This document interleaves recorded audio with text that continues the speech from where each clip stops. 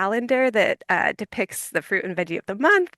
Again, it's across multiple sectors in the city, which includes 57 partners. And most importantly, you.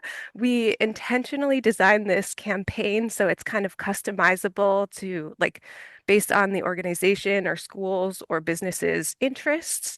So maybe it includes highlighting a unique recipe at a restaurant or doing some fruit and vegetable artwork, or maybe it's just a community member like you trying something different. So it's really a choose your own adventure kind of campaign.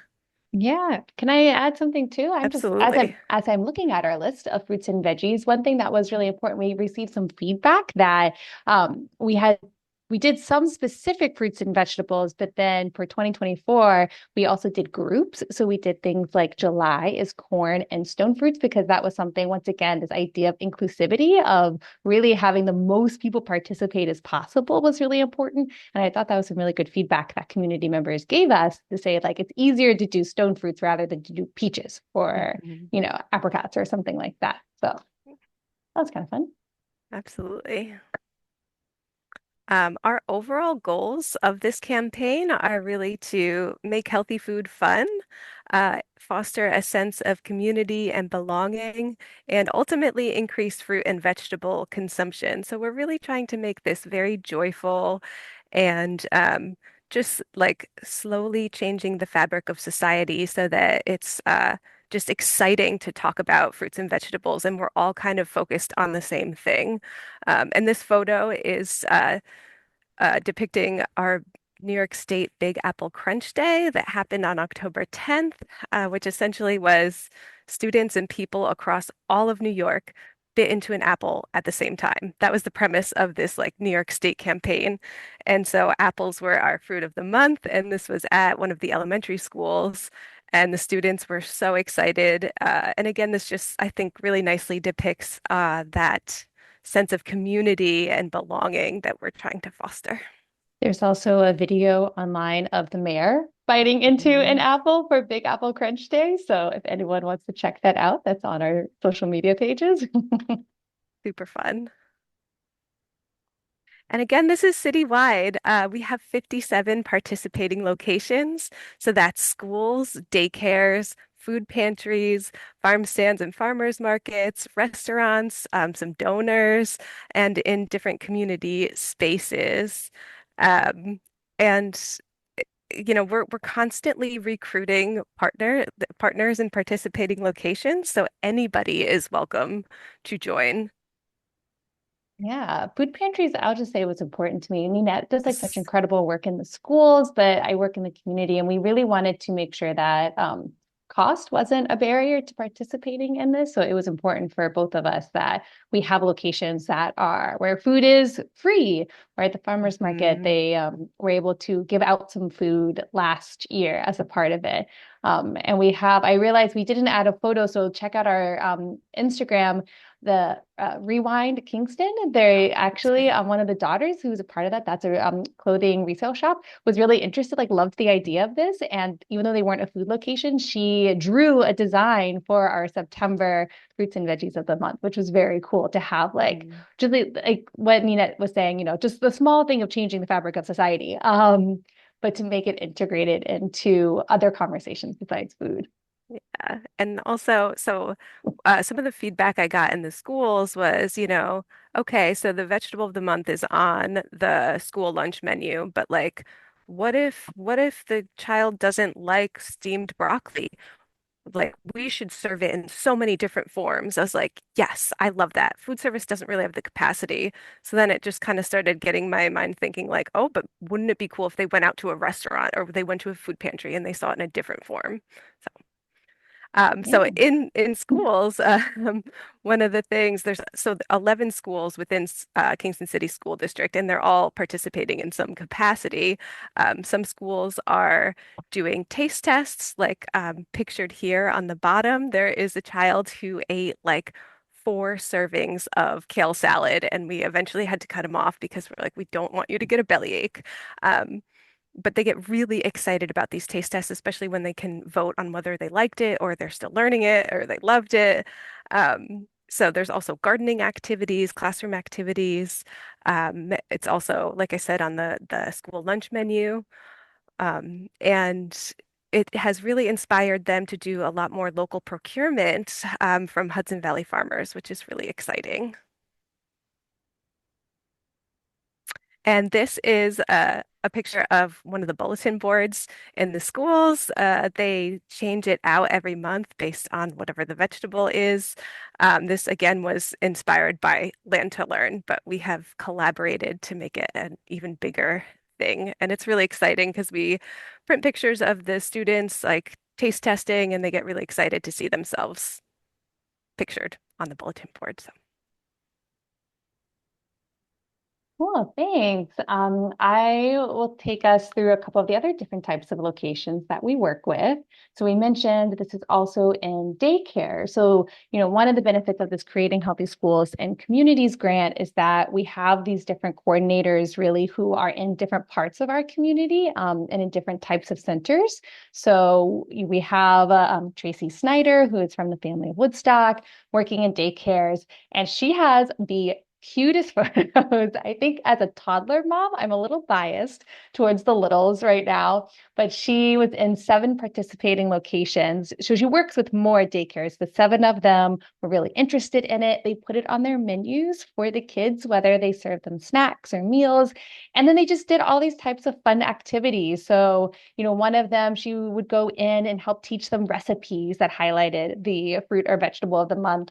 And she also does gardening with the kids. And so some of them would grow the different foods that were a part of it. So I loved that, that she was doing these in the daycares and that parents of these kids might have also had had kids in the school district. They're also the people in the community going to the farmers market, the restaurants, and maybe the food pantry as well. So this is very cute. And then in the community, we have 38 participating community locations that really, it's pretty varied in how they engage with it.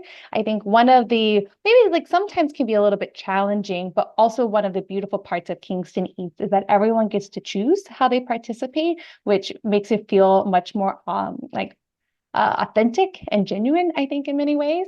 So it could be on the menu, either for the whole month or as a special. We really work to make sure that they are at the food pantries, promoted at the farmers market. During the pilot, we were there a little bit more often. And this past year, we weren't able to table as much, but getting out there, Ninette was with me at the farmers market in May and was just literally handing out little packets of spinach to people. And like honestly, like the kids were all taking the spinach. It was amazing. They were like, what?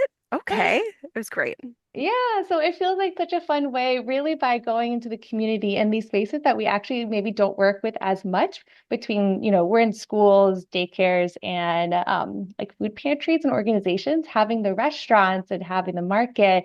It feels a little bit more like maybe like tying all of us together. Like we're all a part of this like collective conversation, Mhm. hopefully, which I think is very cool. Oh, sorry, Nina. I keep moving on because I have the slides. Is there anything you wanted to add? No, totally fine. Okay. And then communications, I think, was a big part of this because at the end of the day, this is a bit of a communications campaign. We do some activities, and some activities are done by our partners, but we are sharing about this on social media. So through the Live Well Kingston social media pages, as well as Cornell Cooperative Extensions, and then going on radio shows like Healthy Ulster Council, Let's Talk Kingston. Here we did a live show with Erica Brown where she came into the kitchen at the Annie Murphy Neighborhood Center and we prepared recipes on Facebook Live while they were recording it for her radio show, which was very cool. And this is an example of what's on social media. And then just to highlight 2 other types of activities that are really a part of this program is one, we do cooking workshops. And so far we've hosted 4 cooking workshops between our pilot in 2023 and between this year. We have one more coming up in December, and that's to celebrate the veggie and fruit of the month while offering these like practical culinary tips. And we wanted to do this because I think a lot of people ask us like, oh, that's cool, but like, how do I eat this?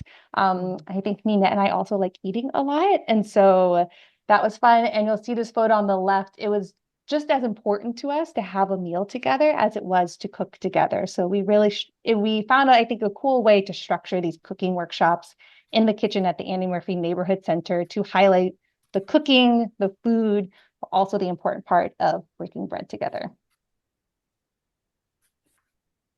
And then just a couple of the results. We do a survey after each cooking workshop. It's not a mandatory survey, so this is just us kind of pleading with people to take it. But I think most people want to take it because they really like the workshops. They're free. They get a full meal out of it. I think it's fun each time. We get instructors that are chefs oftentimes in the community to come and teach these workshops. And so we had an average rating of 4.7 out of 5 stars. And we asked them basically 3 questions, on a Likert scale. How confident do you feel in your cooking skills after this workshop? Did you learn something new? And do you intend to make the recipe at home? So I think these are great. Also, I will say they are a little bit higher when they're for the adults only, our scores, because we oftentimes had kids in our classes and sometimes they were a little sassy. But those are all valid responses to our surveys. But I think we had pretty good results and we just had room to grow as well. And the digital passport, so that's something that we partnered with Trust Up. If anyone is familiar with the Parks Passport, where there's a QR code and it was encouraging people to visit our parks in Kingston, we were inspired by that to really help to uplift and to boost the participation in our communities where we're not as often. So like at the restaurants. And should I click on the link, Nina? Yeah, it's quick. So, okay. Nina made this video. Can I make it bigger? I don't know. When you scan the QR code, you go through this whole experience and you get a recipe, but there's also an AR experience that is very, very cool that we had fun with. Here we go. Let's see. Oh, and there's one of the teens from the Kingston YMCA Farm Project. Can you hear my sound? Yeah. Oh, we couldn't hear the sound, but Okay. I think that gives like a general overview. So we had recorded videos of some of the youth at the YMCA Farm Project, and they gave like either fun facts or growing tips or culinary tips about the fruit or vegetable of the month. And so like when you scan it, they pop up either on your desk or if you're out at a restaurant, they're just like it's like they're standing right next to you. It's a very, very cool little fun piece of technology. Yeah, it's so great. We also had another version because we were thinking, what do we want people to get out of this? And we thought it'd be great to is that only me hearing that? Yeah, I think you have to Okay, share the sound at the beginning, so we that's forgot to do that okay. part. But so one of them is a farmer, so really helping to make this connection to where food comes from. And so grounding them in how it grows, some farming facts. And then the other one is a chef giving these practical tips. Because once again, I think a lot of people were asking us for the practical tips. So very cool, very fun. Please go around and scan it. Also, if you check in, you could get a $50 raffle prize. I'm just saying, I think that's amazing. And then we've got this very cool dashboard that I think it's changed in the past day. And neither one of us had the chance to take a look at it. But it was really cool because through working with Trust Up, we're able to kind of track different metrics. So where people are scanning it, where people are checking in. And then we have a question, did you choose the fruit or vegetable of the month today?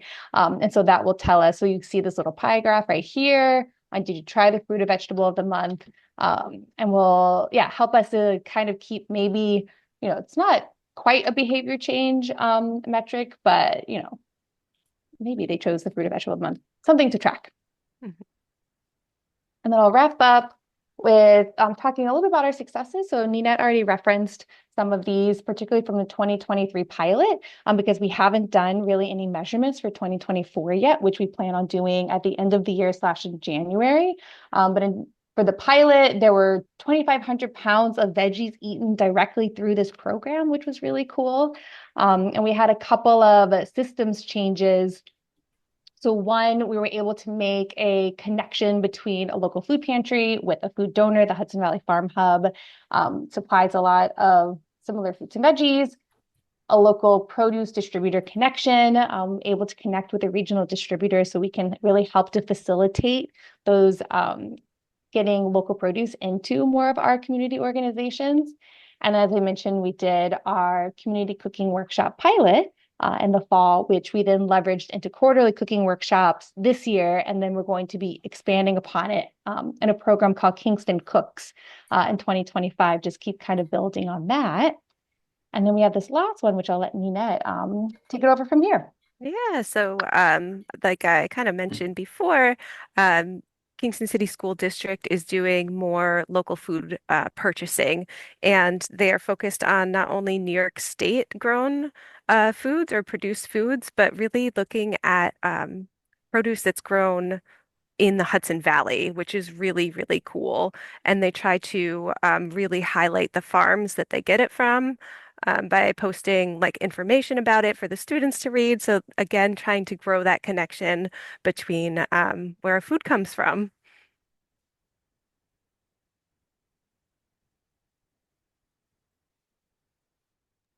And looking Switch it to ahead, you. sorry, oh, I can't remember. So looking ahead to 2025, like I mentioned before, we're shifting towards to a harvest of the month, and that's because, we in the winter months, there aren't any fruits that grow locally.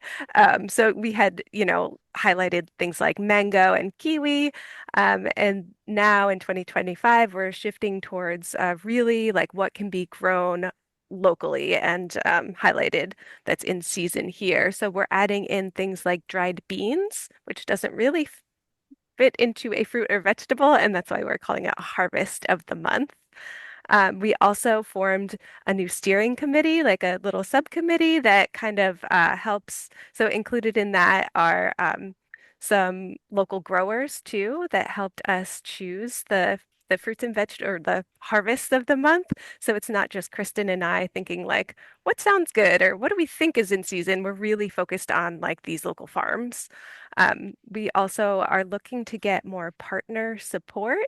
So some of the ideas are working with students from Bard and to kind of have more people on the ground, especially in the restaurants, to check up on them, ask them what they're planning for their monthly specials or daily specials, and just have more support on the ground in the community where Kristen and I don't really have the capacity to be in multiple places at once.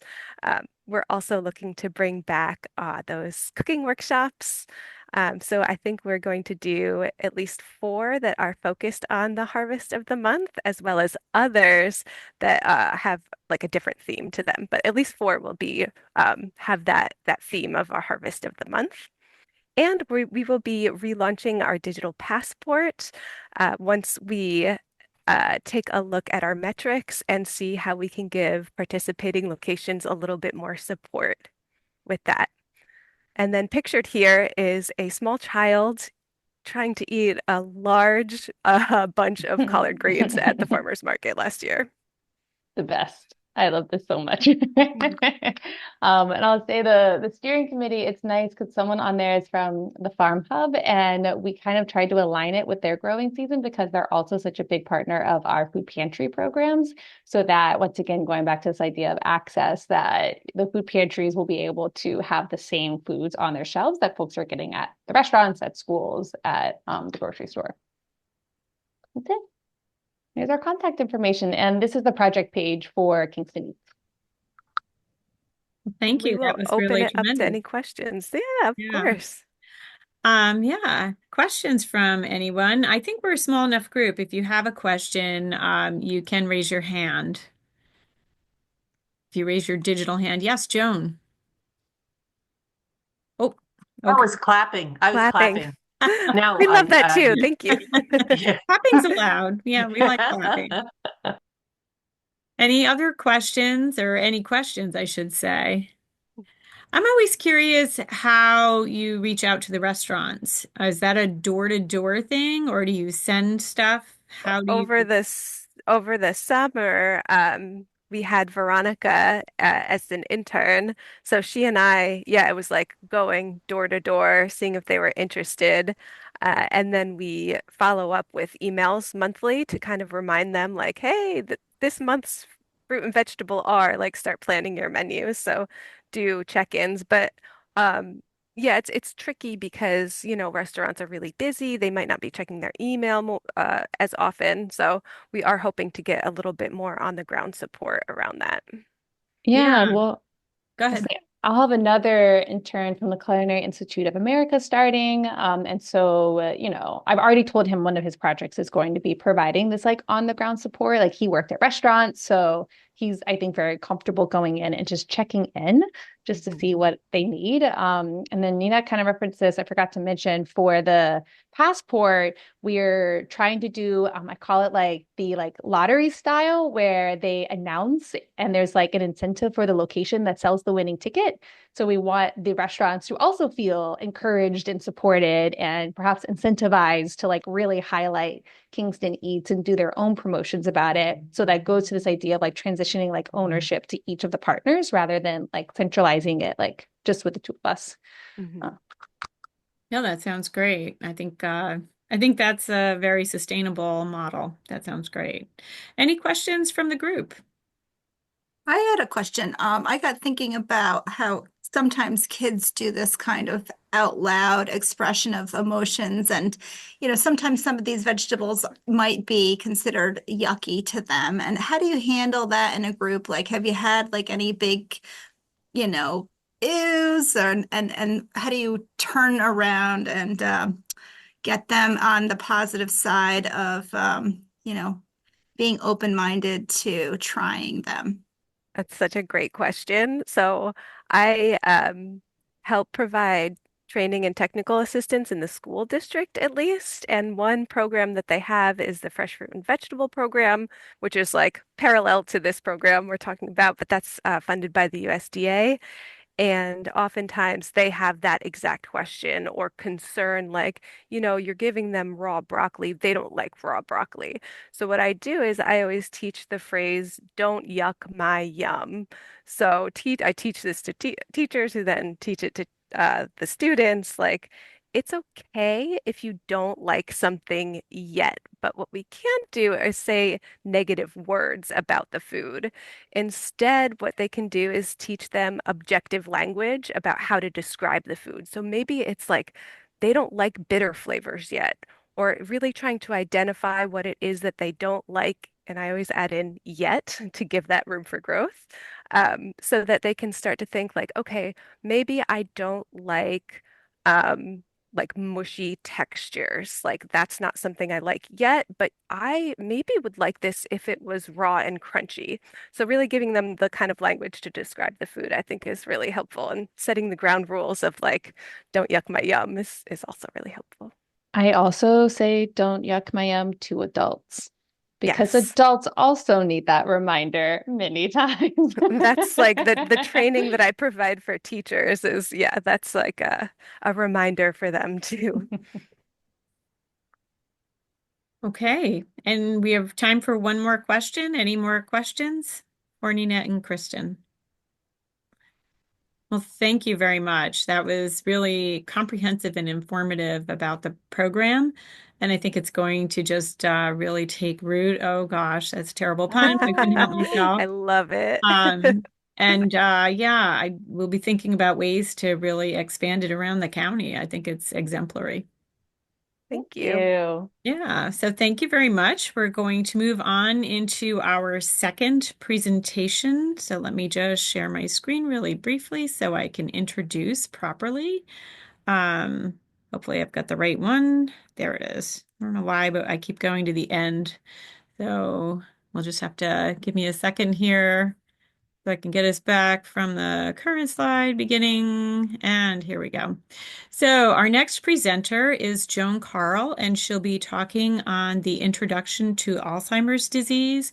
And she is the Senior Manager, Program Volunteerism and Community Partnerships at the Alzheimer's Association Hudson Valley Chapter. And I welcome Joan. Thank you for being here. Okay. Oh, I'm so sorry to interrupt. Melinda, did you have a poll set up?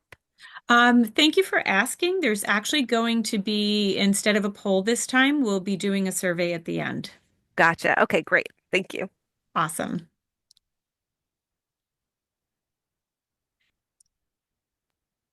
Hey, everybody. Well, after that, such a uplifting program, I'm going to be talking about Alzheimer's. So yay.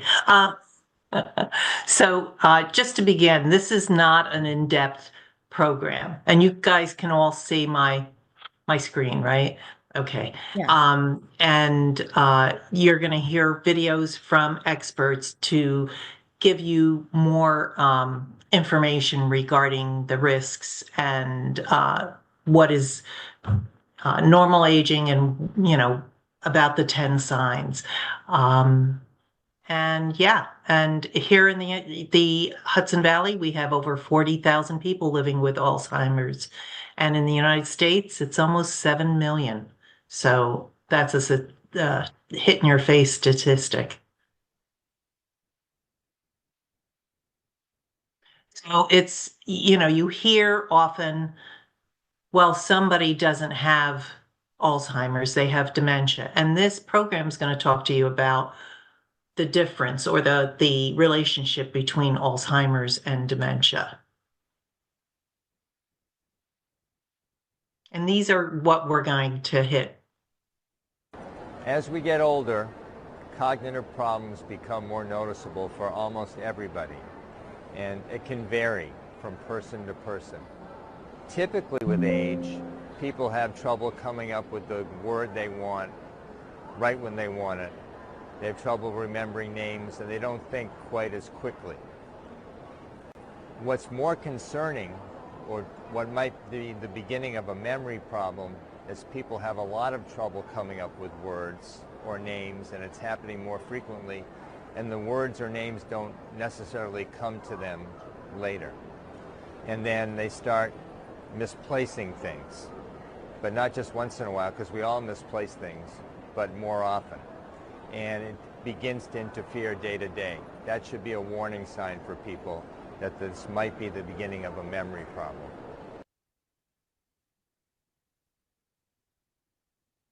Dementia is the umbrella term for an individual's changes in memory, thinking, or reasoning. There are many possible causes of dementia, and Alzheimer's is the most common cause. Other causes of dementia are vascular dementia, which is marked by changes in the blood flow in the blood vessels in the brain. Dementia with Lewy bodies, identified by specific brain changes throughout the brain that include the buildup of a protein known as alpha-synuclein. And frontal temporal dementia, which is marked by brain cell loss in the front sections of the brain or the frontal lobe. Each type of dementia may have distinct characteristics to cause specific behaviors in the individual, but there is also some overlap in behaviors among the types of dementia. In other words, dementia is not a diagnosis. It's just a collection of symptoms that will interfere with an individual's daily routine. Alzheimer's disease is marked by specific brain changes that result in the clinical changes in individual experiences. That is, changes in memory, thinking, or reasoning. And ultimately, Alzheimer's is fatal. The exact cause for these changes is unknown, but there are some hints as to what may contribute to an individual's risk. Age is the greatest known risk factor for Alzheimer's, and when we look at populations of people, we see an increased risk over the age of 65. However, Alzheimer's is not normal aging. Family history is also a known risk factor. Research has shown that those who have a parent or a sibling with Alzheimer's are more likely to develop the disease, and that risk increases if more than one family member has Alzheimer's. When we talk about the genes involved in Alzheimer's, there are two categories that could potentially be involved: risk genes and deterministic genes. Risk genes increases an individual's risk for developing the disease, but does not guarantee that they will develop Alzheimer's. Deterministic genes, which are rare for Alzheimer's, guarantee that the person will develop the disease. This slide talks about the populations at a higher risk. Black Americans are about twice as likely as their white counterparts to develop Alzheimer's or another dementia, and Hispanic Americans are 1.5 times as likely to have the disease as white Americans. And out of those almost 7 million people living in the United States, 2/3 of them are women.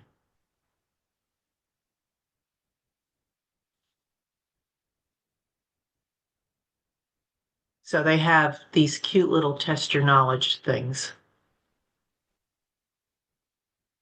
So Heather already said, Alzheimer's is not a normal part of aging. Even though, we all have brains, we're all aging, and age is the number one risk factor. I mean, that puts everybody at a certain percentage of risk, but it is not a normal part of aging.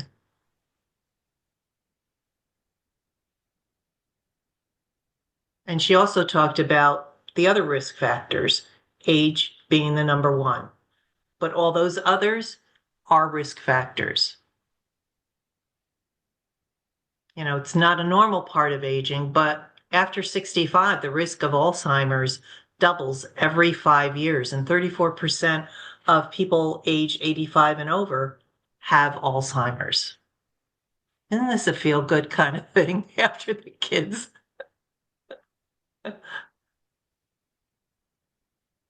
So we're going to talk real fast about the warning signs.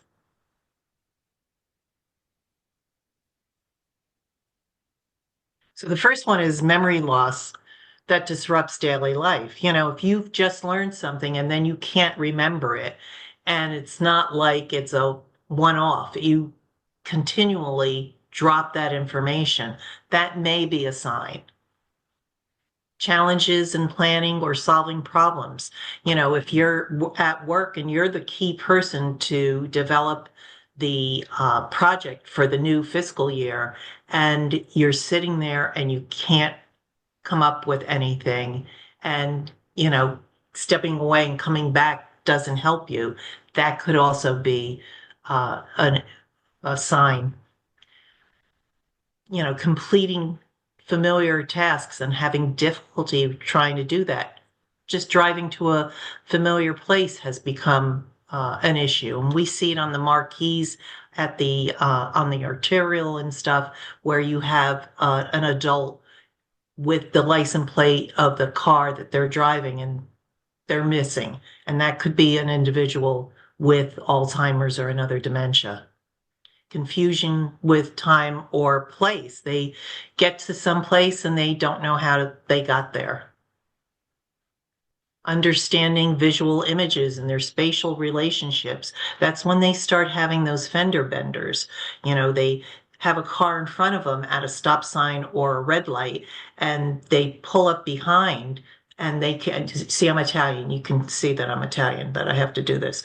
But they can't distinguish the front of their car and the back of the other car. So they may flip them either softly or fairly hard. So we have to be careful about that, to keep an eye on individuals or ourselves if we're having those issues. New problems with words in, speaking or writing. They may look at their wristwatch and call it a hand clock.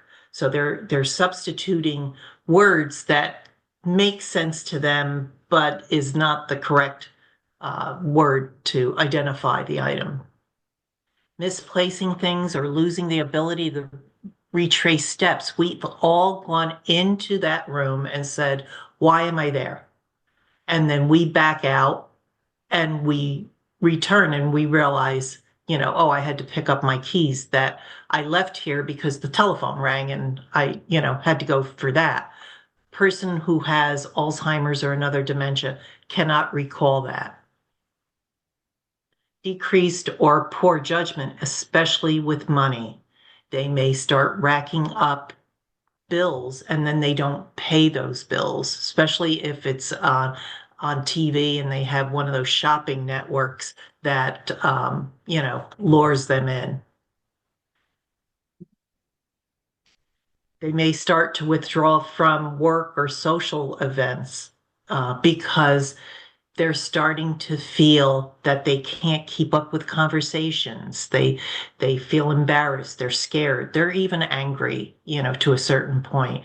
And at work, if they're withdrawing from things and their performance is being hindered and a diagnosis is not done or shared, they will get, hit with a poor performance review. And it's because of the disease, not because of the person. And in changes in moods and personality, I lost a brother to frontal temporal dementia and vascular dementia. He had what they call mixed dementia. And his mood and his personality, he became verbally aggressive toward my sister-in-law. And so you have to keep an eye on that. And, there's a lot of things that could be causing any of these symptoms. It could be thyroid, it could be a B vitamin deficiency, it could be a UTI, it could be lack of sleep or dehydration. There's a lot of things that can cause this, even medication interaction.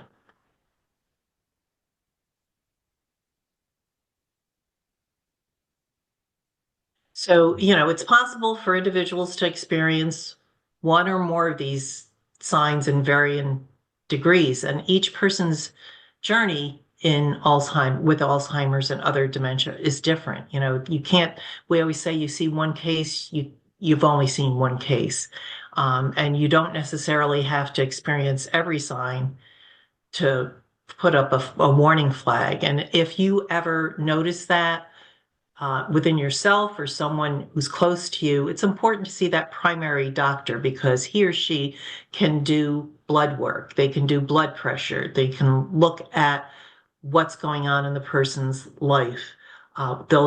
Once they get the blood work back, if there's no thyroid problem, if the person hasn't been identified as a diabetic, if all their levels are good, then they may refer the person to a neurologist who is familiar with Alzheimer's or another dementia. And you got to make sure that the neurologist understands it's, could be Alzheimer's or another dementia. And I always tell people, if you go to a doctor and the doctor says, well, what do you want? You're 87, 89, you're getting old.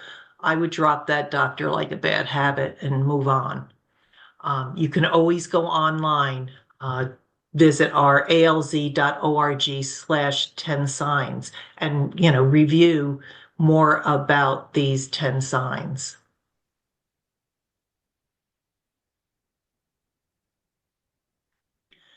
It's important for early detection and diagnosis, and Ruth Drew will talk about that. There are a number of benefits in early detection of Alzheimer's. For one thing, a person is able to have a voice in what happens next. They can make plans. They can live life more on their own terms. They can also make plans for the future, financial plans, care plans. They can let people know what they want, which can be a real gift later on. It also allows time for families to make plans and to make decisions about who can do what and figure out care and those kinds of issues. Some people are interested in clinical trials. Clinical trials allow people to have access to treatments that aren't available yet. And for some people, that can be a really important thing to pursue.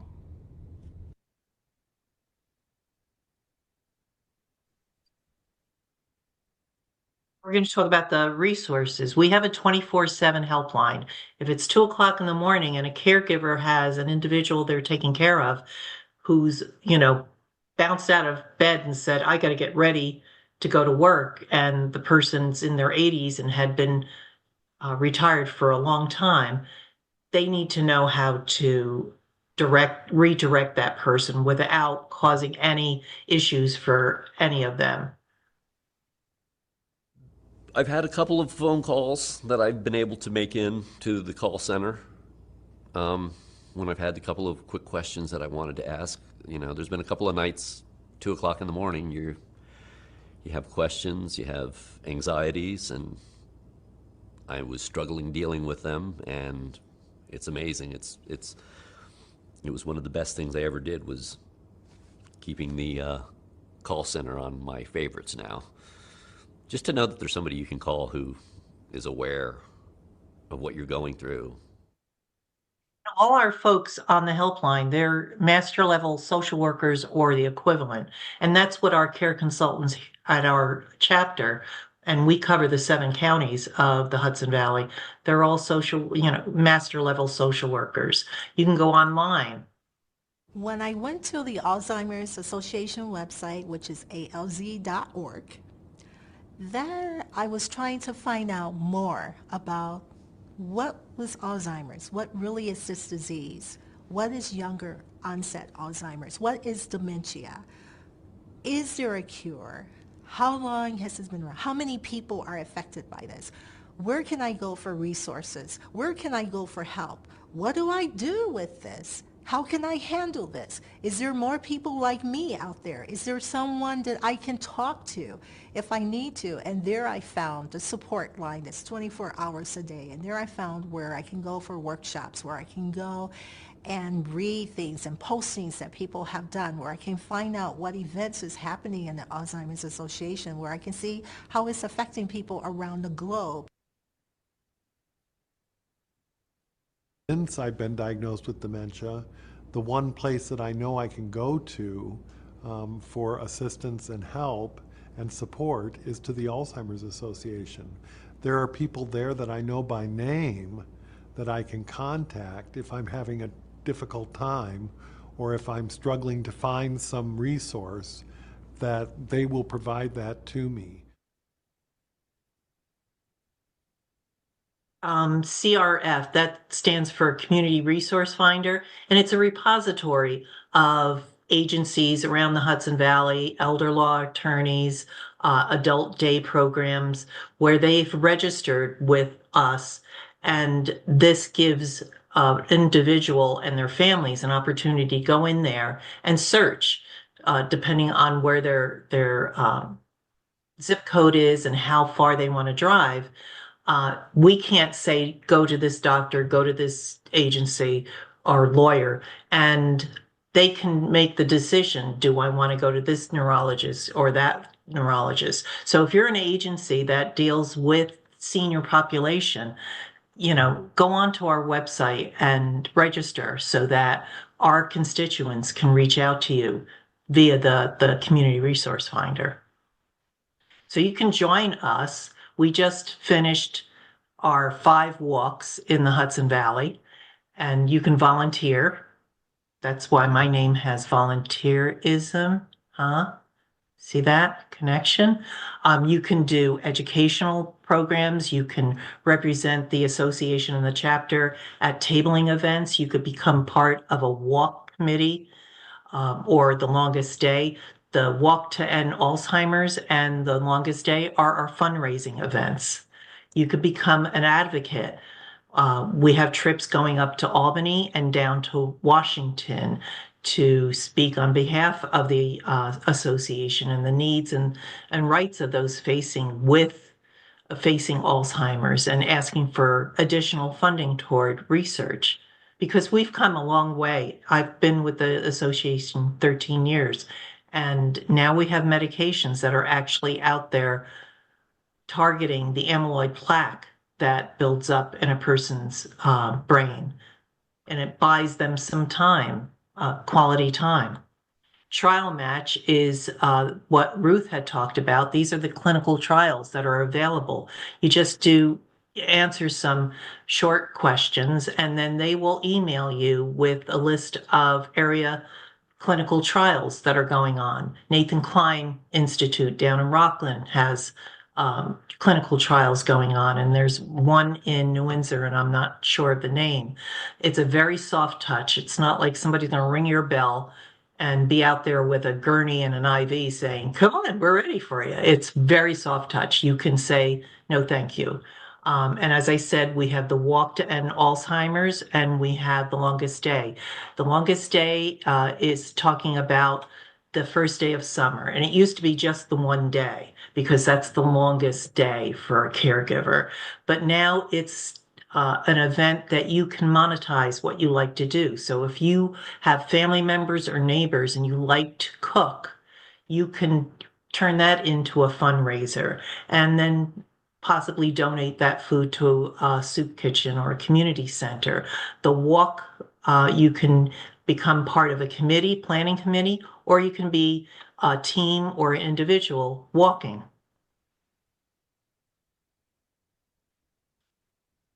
And that's the end of this. I hope I went within my time limit. I didn't see any warnings, but if anybody has any questions, really, we're here to support all of your constituents and clients.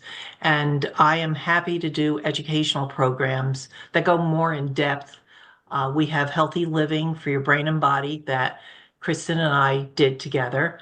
And we have a series of programs that's called the Empowered Caregivers. So it's talking about building foundations, behaviors, communication, how to make plans. Just like Ruth said, the earlier a person is diagnosed, the more involved they can be in planning for not only them, but for their family. So thanks. Any questions? Thank you, Joan. Did I depress everybody? If anybody has any questions, just go ahead and ask out loud. I think we're a small group. We can do that. Vin? Hi, Joan. I'm just curious. Stress plays an important role in a lot of different diseases. I'm wondering if there's any connection between stress and Alzheimer's, or maybe perhaps exacerbation of Alzheimer's. Yeah, it's stress and depression, undiagnosed. They can affect a person's cognitive ability. It's not a cause of Alzheimer's, but it could start working on a person cognitively, and they will not take care of themselves, and then they may isolate themselves and cocoon. And without that social interaction and cognitive action, they could develop another form of dementia because they're not stimulating those 100 billion brain cells. So yeah, we look at that too. That's part of our revamped Healthy Living for Your Brain and Body. We talk about sleep. We talk about taking, self-care to ensure that people are keeping an eye on themselves as well as loved ones.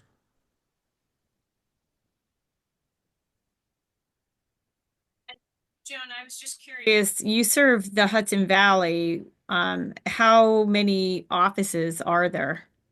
We have 2 now. We used to have 4, but thank you, COVID, we had to close 2. So I work out of the Poughkeepsie office, and that office is right next to Locust Grove on Route 9. And we have a purchase office that is on Westchester Avenue. And we cover, Dutchess all the way down to Westchester and everybody in between. In terms of volunteerism and community partnerships, I cover all 7 counties. In terms of community engagement, I cover Dutchess, Ulster, and Putnam. So, I'll do educational programs. If you need, if you're going to have a fair, we'll table there. Although I think we're probably finished with fairs for now as we get into the holiday season. Well, thank you very much. Does anyone else have any other questions? Please do raise your hand. This was extremely informative. I thought, I really learned a lot myself. I know that everyone appreciated this presentation. It's always extremely interesting too to look at the new drugs and opportunities, the clinical trials that they're coming out with. And 34% of people ending, having some sort of Alzheimer's or dementia is a large portion of our population as we age. So the information is so very, very relevant. Thank you very much for sharing it. Thanks for having me.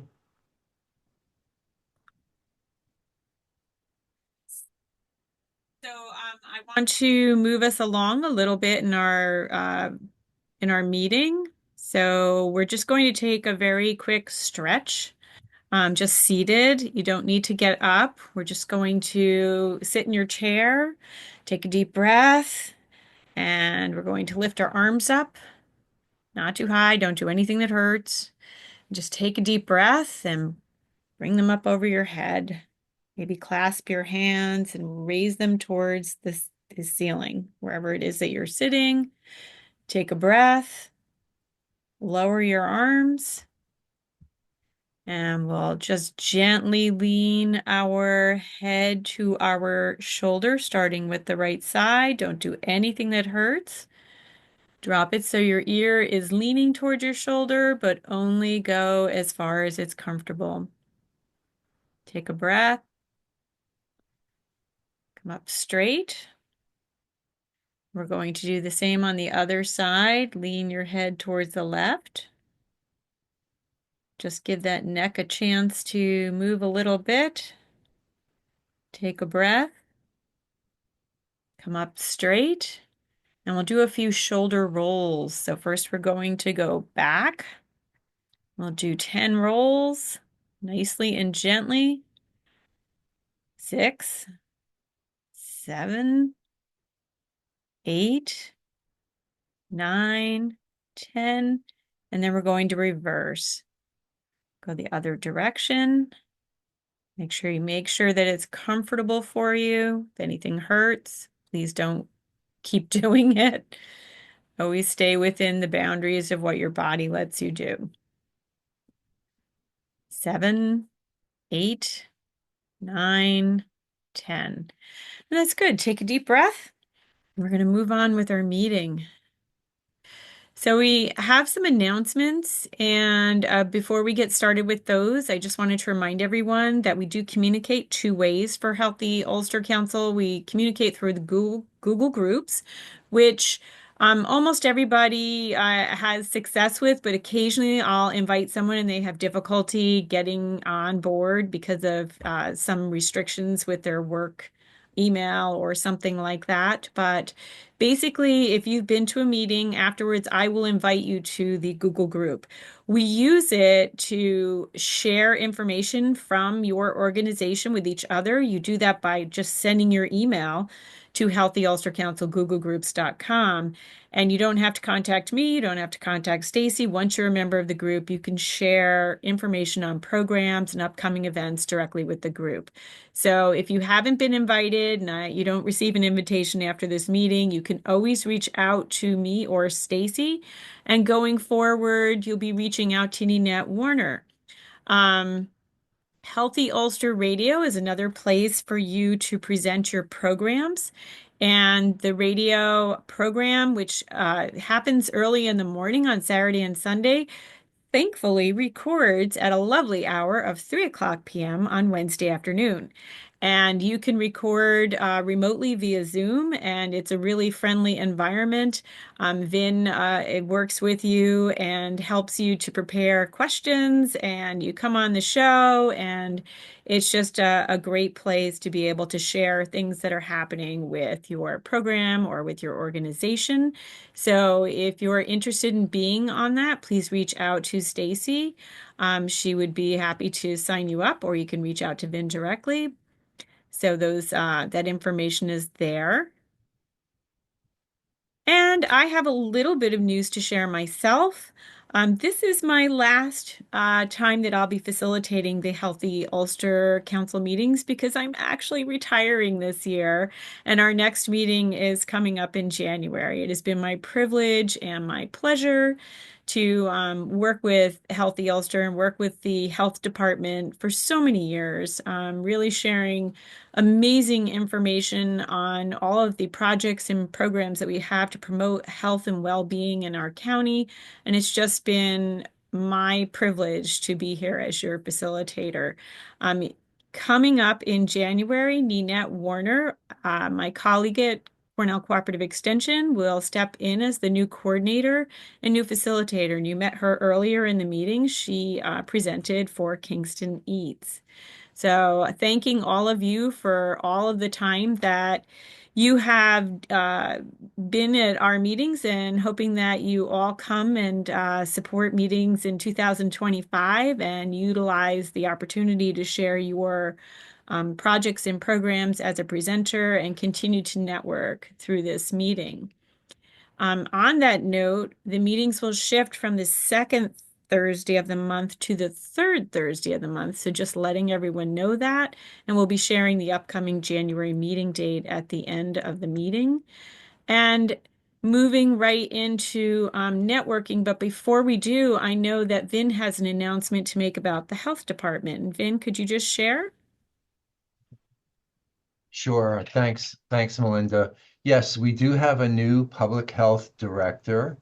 Her name is Dr. Eve Walter, and Dr. Walter holds a PhD in epidemiology, and she has extensive experience in the healthcare, nonprofit, and academic sectors. And we're really excited. You know, we've kind of had an interim director, just kind of like, you know, keeping things going. But now, you know, we're on a very high energy new trajectory, and you know, we're getting a lot more support for the things that we do out there in the world, and we look forward to that. And I think you know,